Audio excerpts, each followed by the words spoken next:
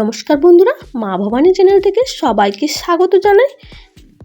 আশা করি সবাই ভালো আছো আর তোমাদের আশীর্বাদে আমিও ভালো আছি। তো আজকে একটা নতুন রেসিপি নিয়ে চলে আসছি। তোমরা পুরো ভিডিওটি দেখার জন্য অনুরোধ রইল, একটুকু না স্কিপ করে।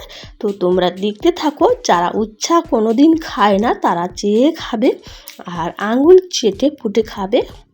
তো এই রেসিপিটি দেখতে থাকো। আমি প্রথমে আলুগুলোকে ছাড়িয়ে আর ছুরি ছুরি করে কেটে নিয়েছি। একটা জামে জল নিয়েছি, জলটায় আলুগুলো ধুয়ে একটা থালায় রেখে দিয়েছি। আর এখানে বড় বড় উচ্ছা নিয়েছি, উচ্ছাগুলোকে আমি কেটে নেব সরু সরু করে। তো এই রেসিপিটিতে একদম কম তেল মশলা, এত সুন্দর টেস্টিকর। আর এই গরমে এই উচ্ছ রান্নাটা খেতে অসাধারণ লাগবে। তো একবার রান্না করলে রোজ রোজ রান্নার বাহানা খুঁজবে। তার জন্য আমি উচ্ছগুলো ছোট ছোট করে কেটে নিয়েছি। কেটে আলু এক সাইডে আমি ধুয়ে রেখে দেব। এবার আমি পেঁয়াজ নিয়েছি, পেঁয়াজটাকেও সরু সরু করে কুচিয়ে নেব। মশলাটা রেডি করার জন্য আমি পেঁয়াজটাকে কুচিয়ে নেব। দুটো বড় বড় সাইজের পেঁয়াজটাকে কুচিয়ে নিয়েছি।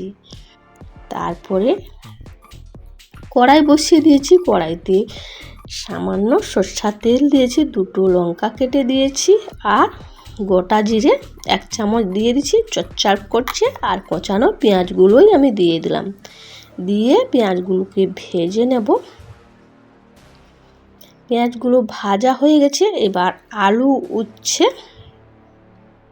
কেটে রেখেছি, উচ্ছেগুলোকে প্রথম দিয়ে দিলাম। তো উচ্ছেগুলোকে দিয়ে একটুক্ষণ নেড়ে নেব, সামান্য একটুক্ষণ। তার উপরেই আমি কেটে রাখা আলুগুলো দিয়ে দেব। আলুগুলো দিয়ে পরিমাণ মতো নুন দিয়ে দিলাম। নুন দিয়ে এবার আমি নেড়ে নেব আলু আর উচ্ছা। তো নেড়ে নেড়ে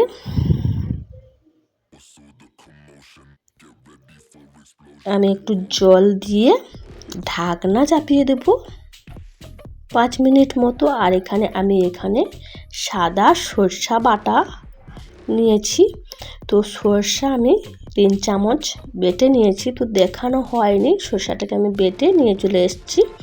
তো শিলনোড়ায় পারেন আর মিক্সিতে পারেন, যেখানেই পারেন বেটে নেবে। আমি শিলনোড়াতে বেটে নিয়ে চলে এসেছি। আর এখানে 5 মিনিট পরে ঢাকনাটা খুলে দিয়েছি। খুলে একটু নেড়ে দিলাম হলুদ গুঁড়ি, লঙ্কার গুঁড়ি দিয়ে আবারও নেড়ে ঢাকনা চাপিয়ে দিয়েছিলাম 2 মিনিট মতো। 2 মিনিট পরে ঢাকনা খুলে আবারও আলু উচ্ছগুলো নেড়ে কষিয়ে নেব। কষানোর পরে জল, একদম উচ্চ আলু ভাজা ভাজা হয়ে গেছে। তার উপরে আমি কুচানো টমেটো একটা দিয়ে দিলাম। টমেটোটা দিয়ে নেড়ে নিলাম আর সরষা বাটা দিয়ে দিলাম। সরষা বাটা দিয়ে ভালো করে আলু উচ্ছে কষিয়ে নেব। তো কষাতে কষাতে এই তরকারিটা হাফটাই রান্না হয়ে যাবে। তো কষানোর কাছেই সব কিছু আলু উচ্ছাটাকে ভালো করে কষিয়ে নিলাম। কষানোর পরে আমি এখানে জল দিয়ে দিলাম 2 বাটি মতো। 2 বাটি জল দিয়ে ভালো করে নেড়ে নিলাম। এধার সেধার করে নেড়ে এবার ফুটতে থাকবে। ফুটতে ফুটতে তরকারির যে জলটা দিয়েছিলাম সেই জলটা মরে গেছে। আর আমি খুন্তি নিয়ে একটু লাড়ালাড়ি করে দিলাম। তো উচ্ছে একটাও দেখা যায় না। তো উচ্ছে আলু সুন্দরভাবে সিদ্ধ হয়ে গেছে আর উচ্ছেগুলো ঘাঁটা ঘাঁটা হয়ে গেছে। নামানোর একটু আগে 1/2 চামচ আমি চিনি দিয়ে দিলাম। তো তোমরা এই চিনিটা স্কিপ করে দিতে পারো। তো আমাদের বাড়িতে একটু চিনি মিষ্টি মিষ্টি লাগে যাতে, তার জন্য আমি একটু মিষ্টি দিয়েছি। তরকারি হয়ে গেছে, নামিয়ে নিয়েছি। তোমাদের কেমন লাগলো রেসিপিটি অবশ্যই কমেন্ট করে টাটা বাই বাই।